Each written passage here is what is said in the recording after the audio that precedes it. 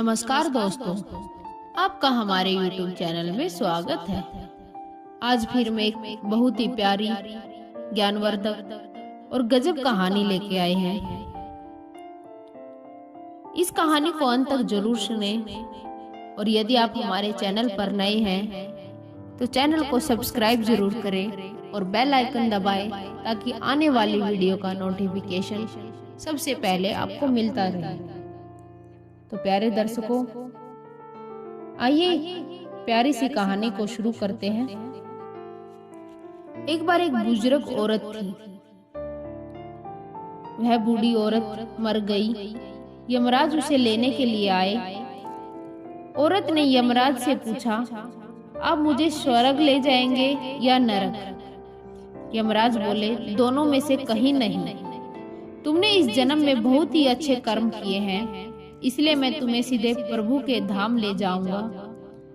वह बूढ़ी औरत खुश हो गई और बोली, आपका बहुत बहुत धन्यवाद, पर मेरी आपसे एक विनती है। मैंने यहाँ धरती पर सबसे बहुत स्वर्ग नरक के बारे में सुना है। मैं एक बार इन दोनों जगह को देखना चाहती हूँ। यमराज बोले, तुम्हारे कर्म अच्छे हैं, इसलिए मैं तुम्हारी ये इच्छा पूरी करता हूँ। चलो हम स्वर्ग और नरक के रास्ते से होते हुए प्रभु के धाम चलेंगे। दोनों चल पड़े। सबसे पहले नरक आया।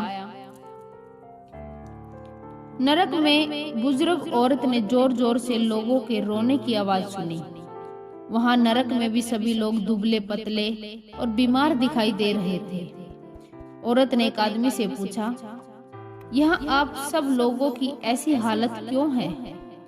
आदमी बोला, तो और कैसी हालत होगी?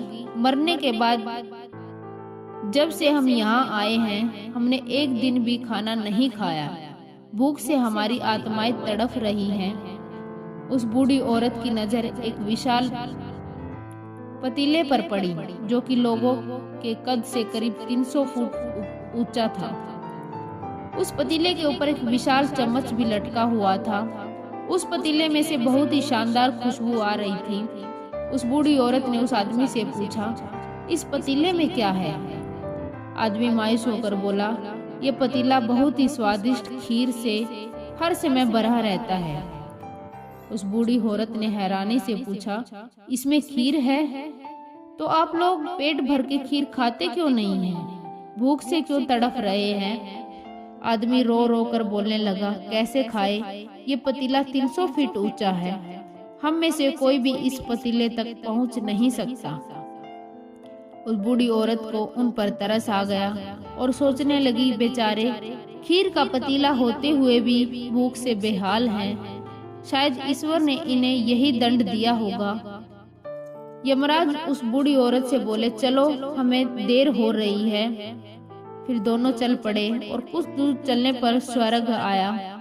वहां पर उस बूढ़ी औरत को सबकी हंसी और खिलखिलाने की आवाज सुनाई दी। सब लोग बहुत खुश दिखाई दे रहे थे। उनको खुश देखकर बुजुर्ग औरत भी बहुत खुश हो गई। पर वहां स्वर्ग में भी बुजुर्ग औरत की नजर वैसे ही 300 फुट ऊंचे पतीले पर पड़ी जैसा नरक में था। उसके ऊपर भी वैसा ही चम्मच लटका हुआ था। उस बूढ़ी औरत ने वहां के लोगों से उस पतीले पूछा, इस पतीले में क्या है? स्वर्ग के लोग बोले, इसमें बहुत ही स्वादिष्ट खीर है।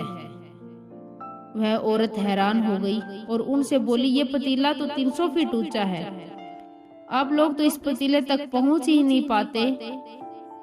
उस हिसाब से तो आप लोगों को खाना मिलता ही नहीं होगा। आप लोग भूख से बेहाल होंगे, पर मुझे तो आप सब इतने खुश लग रहे हैं। ऐसे कैसे लोग बोले, हम तो सभी लोग इस पतीले में से पेट भर के खीर खाते हैं। फिर औरत बोली, पर कैसे? पतीला तो बहुत ऊपर है। लोग बोले, तो क्या हो गया? पतीला ऊंचा है तो यहाँ पर कितने सारे पेड़ हैं। ईश्वर ने ये पेड़ पौधे, नदी, झरने हम मनुष्य के उपयोग के लिए तो बनाए हैं। हमने इन पेड़ों की लकड़ी ली, उसको काटा, फिर लकड़ियों के टुकड़े को जोड़ के एक विशाल सीढ़ी का निर्माण किया। उस लकड़ी की सीढ़ी के सहारे हम पतीले तक पहुंच पाते हैं और सब लोग मिलकर खीर का आनंद लेते हैं। बुजुर्ग औरत यमराज की तरफ देखने लगी।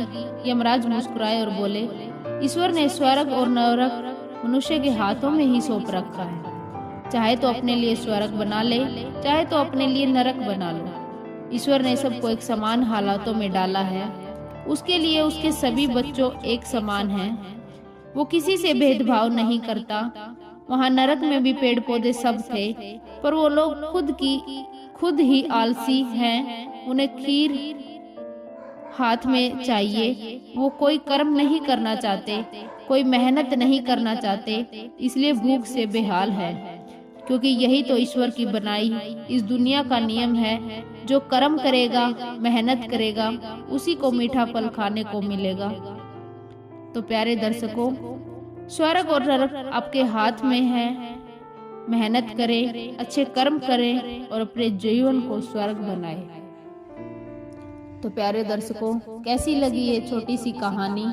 अगर अच्छी लगी हो तो इसे लाइक करें, शेयर करें और कमेंट करके हमें जरूर बताएं। धन्यवाद दोस्तों।